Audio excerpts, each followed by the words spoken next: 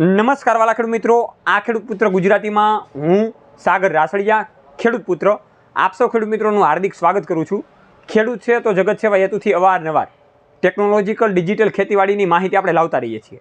ત્યારે આજે મહત્ત્વની વાતચીત કરવી છે ઉનાળુ તલીને લઈને, ઉનાળુ તલને લઈને કે એની ખેતી કરવા માટે કેવા કેવા બાબતોનું ધ્યાનમાં રાખવું જોઈએ અને એનું બિયારણ ક્યાંથી ખરીદવું જોઈએ। આપણી પાસે એક ખેડૂત પણ એવા છે કે જે તલીનું બિયારણ પોતે જેણે વાવેલું હતું અને પોતે વેચવા માગે છે, તો એનો પણ તમે ડાયરેક્ટ કોન્ટેક્ટ કઈ રીતે કરી શકો એની પણ માહિતી મેળવવાની છે। એની પહેલાં તમે આ પ્લેટફોર્મ ઉપર બિલકુલ નવા હોય તો આપણું બટન છે જે સબસ્ક્રાઈબનું એ સબસ્ક્રાઈબ કરી દેજો। ફેસબુકમાં આપણું જે મહત્ત્વનું પ્લેટફોર્મ છે ખેડૂત પુત્ર ગુજરાતી, તો એમાં પણ ફોલો અને લાઇક કરી દેજો, જેથી કરીને તમને ખેતીવાડીની અવારનવાર માહિતી હર હંમેશને માટે ખેડૂત મિત્રો સાથે મળતી રહે।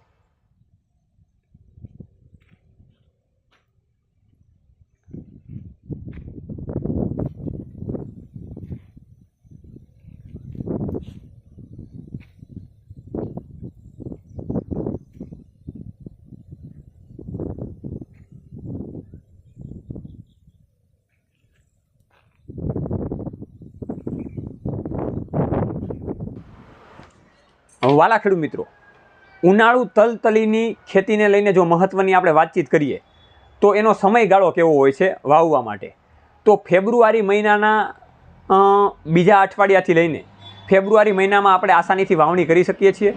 એટલે કે જ્યારે ઠંડીનું પ્રમાણ ઓછું થાય ત્યારે ખેડૂત મિત્રો આપણે વાવી શકીએ છીએ, કેમ કે ઠંડીનું પ્રમાણ વધારે હોય તો ઉગાવવામાં પણ વાંધો આવે છે અને બીજી મહત્ત્વની વાત એ થાય છે કે જે ઉત્પાદન મળવું જોઈએ બરાબર મળતું નથી। એટલે ફેબ્રુઆરી મહિનાના એટલે કે આ જ મહિનાના 15 તારીખ પછી તમે આસાનીથી તલતલીનું વાવેતર કરી શકો છો। તલતલીમાં જો તલની વાત કરીએ, જાતની વાત કરીએ તો એમાં ગુજરાત 1 નંબર, ગુજરાત 2 નંબર અને ઘણી બધી અવનવી જાત આવી છે કે જેમાં ચિકાસ ઓછી આવે છે અને છેલ્લે પાન જે ખરવાનો જે પ્રશ્ન હોય એ ઓછો બને છે, એ પણ એક સારી એવી જાત છે। બીજી મહત્ત્વની વાતચીત ખેડૂત મિત્રો એ કરવી છે કે તલને પાકવાનો સમય કેટલો લાગી શકે છે। તો 90 દિવસથી લઈને 100 દિવસ સુધી તલને પાકવાનો સમય લાગી શકે છે। કેવી કેવી જમીનમાં તલની વાવણી થઈ શકે, તો સારી એવી મધ્યમ ગોરાડું અને મધ્યમ કાળી જમીનમાં વાવણી આસાનીથી થઈ શકે। એ આછી પાતળી જમીન હોય તો પણ તલને વધારે માફક આવી શકે તેમ છે। વધારે બહુ કરાળ અને કાળી જમીન હોય તો એમાં તલનું વાવેતર થઈ શકતું નથી અથવા તો ઉત્પાદન મળી શકતું નથી। બીજી વાત એ ખેડૂત મિત્રો કરીએ તલને લઈને કે કેટલું ઉત્પાદન મળી શકે। તો 1 વીઘા દીઠ આપણે વાલા ખેડૂત મિત્રો ગણીએ તો એમાં આસાનીથી 15 થી 18 મણ આજુબાજુનું ઉત્પાદન મળી શકે। 1 હેક્ટરે 2.5 કિલોગ્રામ જેટલી તલી વાવવાની હોય, એટલે કે વાવણીનો દર એટલો છે અને કોઈપણ પ્રકારે આપણે 36ની 40ની જાળીએ આપણે વાવેતર કરી શકીએ છીએ। એમાં પાયાના ખાતર તો આપણે જે રીતે રનિંગ વાપરતા હોય એ જ વાપરવા જોઈએ।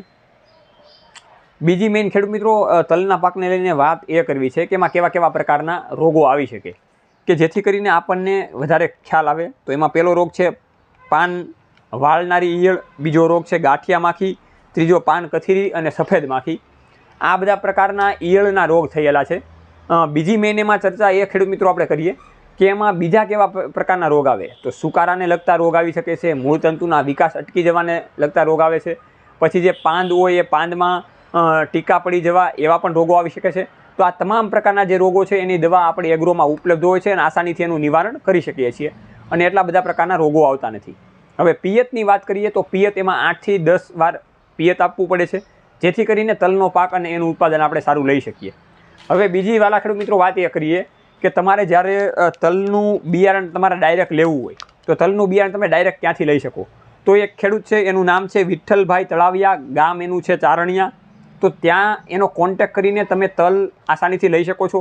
એણે ગયા વર્ષે તલનું વાવેતર કરેલું હતું અને ખૂબ સારું એવું ઉત્પાદન મળેલ છે અને ખૂબ સારી એવી તલીનું બિયારણ એને પકાવેલું છે। તો ડાયરેક્ટ એ એવું ઈચ્છે છે કે ખેડૂત મિત્રો જો વાવે તો એને પણ સારું એવું ઉત્પાદન મળી શકે।